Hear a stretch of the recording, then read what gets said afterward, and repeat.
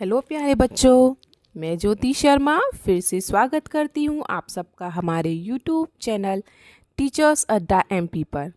और आज आपकी क्लास होने वाली है बेटा हमारी क्लास नंबर 82। किसकी? कक्षा 4 की गणित की क्लास नंबर 82, जिसमें मैं आपको सप्ताह 15 का दिवस 2 कराऊंगी। ठीक है, तो दिवस 2 को शुरू करने से पहले बेटा, जो बच्चे हमारे चैनल पर नए हैं या जिन्होंने अभी तक हमारे चैनल को सब्सक्राइब नहीं किया है तो फटाफट से सब्सक्राइब कर लीजिए। उससे क्या होता है कि जो हमारी क्लासेस होती हैं आपके पास लाइन वाइज लाइन पहुंच जाती हैं। जैसे 1 से लेके 81 क्लासेस तक हो गई हैं। ठीक है, तो ये जो 81 क्लासेस हैं ये आपके पास लाइन वाइज लाइन पहुंच रही हैं। उसके बाद अभी 82 क्लास जो आई है वो भी आपके पास पहुंच जाएगी। ठीक है, इसीलिए हम कहते हैं चैनल को सब्सक्राइब कर लीजिए। ठीक है, या फिर हम उसको लाइक कर देते हैं तो वो वीडियो हमारे उसमें रह जाती है। हम जो सर्च करते हैं वीडियोस को वहाँ पे वो वीडियो दिखाई दे जाती है हमको। ठीक है, तो चलिए चलते हैं अपनी क्लास की तरफ। और बेटा अगर किसी बच्चे को भी वीडियो जैसे लाइन वाइज लाइन नहीं मिलती हैं तो आप क्या करेंगे, आप किसी भी वीडियो के डिस्क्रिप्शन बॉक्स में जाइए, वहाँ आपको हर वीडियो की लिंक मिल जाती है। या फिर सबसे आसान तरीका है कि आप हमारे चैनल पर जाएं, उसको ओपन करें, वहाँ प्लेलिस्ट दिखेगी आपको, प्लेलिस्ट के अंदर जाएं, वहाँ आपको दिखेगा कि हर एक सब्जेक्ट का और हर एक क्लास का अलग अलग ग्रुप बना हुआ है। जैसे कि कक्षा 4 का गणित अलग है, कक्षा 3 का गणित अलग है।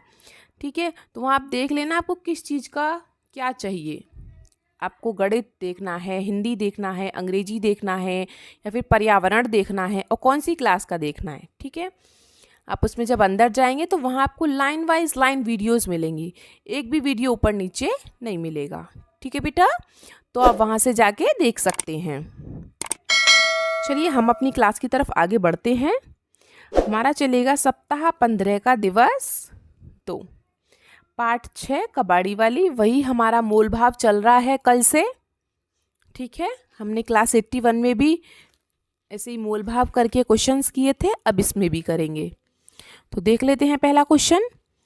निम्नलिखित सारणी में एक कपड़ा व्यापारी द्वारा खरीदी बेची गई सामग्री की कीमत है। ध्यान से देखकर नीचे दिए गए प्रश्नों का उत्तर दीजिए या प्रश्नों को हल कीजिए। ठीक है, इसमें क्या है कि एक व्यापारी है, व्यापारी मतलब जो कुछ धंधा करता हो, जो कुछ काम करता हो, जिसका कुछ व्यापार हो, कपड़े की दुकान हो या किसी खाने पीने की दुकान हो, कुछ राशन की दुकान हो, जूते चप्पल की दुकान हो, काफ़ी दुकानें हैं। ठीक है, तो क्या था, कपड़ा व्यापारी है, कपड़े की दुकान थी इसकी। तो उसमें क्या था, 3 तरह की सामग्री थी। नंबर 1 पे शर्ट, फिर टी शर्ट और पैंट, 3 तरह की चीज़ें थी उसकी दुकान में।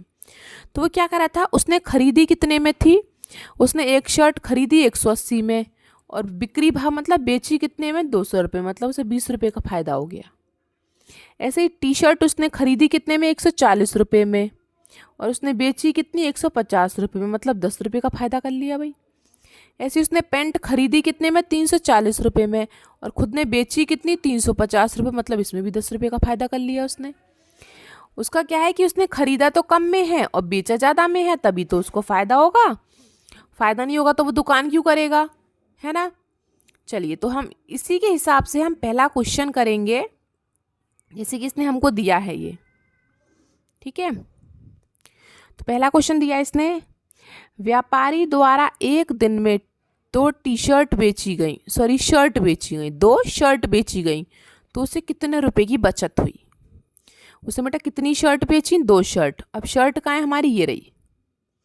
ठीक है, अब उसने बेटा उसका खरीद भाव कितना था, उसने एक शर्ट 180 की खरीदी, तो 2 शर्ट कितने की खरीदी होंगी, 360 रुपये की, 2 गुणा 180। ठीक है, तो उसका खरीदी भाव लिख लेते हैं हम पहले, मतलब उसने खरीदा कितने में, उसने 2 शर्ट कितने में खरीदी, 360 रुपये में। फिर बिक्री भाव, उसने एक शर्ट कितने की बेची थी, 200 रुपये की, और शर्ट कितनी थी, 2। तो अगर एक शर्ट 200 रुपये की है तो 2 शर्ट कितने में बेची, उसने 400 रुपये में बेची भाई। अब वो पूछ रहा है कितनी बचत हुई उसे। ठीक है, अब उसने खरीदी कितने में, 360 में, और बेची कितने में, 400 रुपये में, तो कितना फ़ायदा हो गया, 360 में 400 में से 360 घटा दो, उसे 40 रुपये का फ़ायदा हो गया भाई।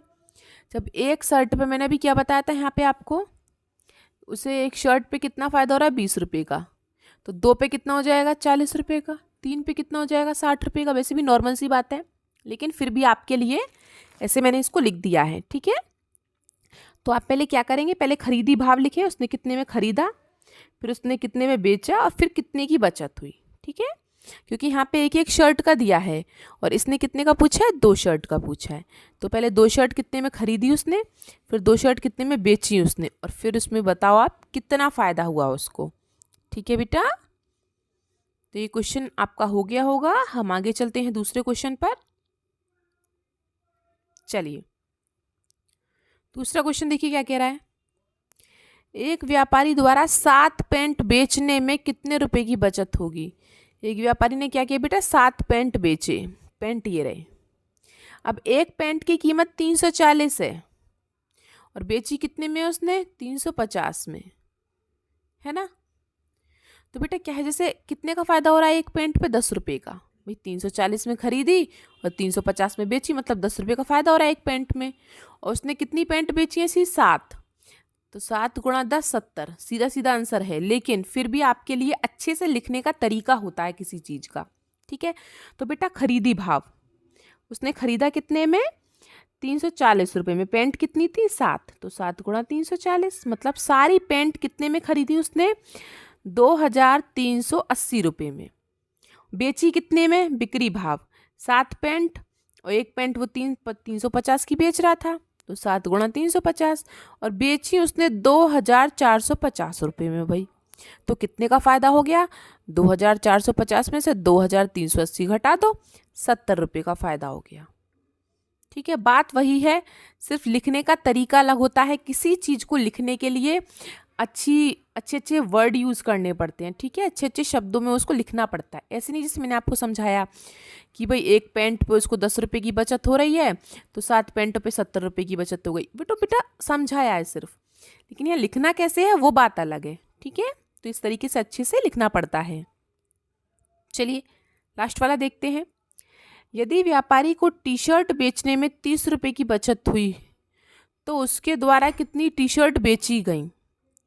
यदि व्यापारी को टी शर्ट बेचने में 30 रुपये की बचत हुई तो उसके द्वारा कितनी टी शर्ट बेची गई, ठीक है। तो बेटा उसने टी शर्ट में कितना, खरीदी भाव कितना था, 140 रुपये, और बिक्री भाव उसका कितना था, 150 रुपये।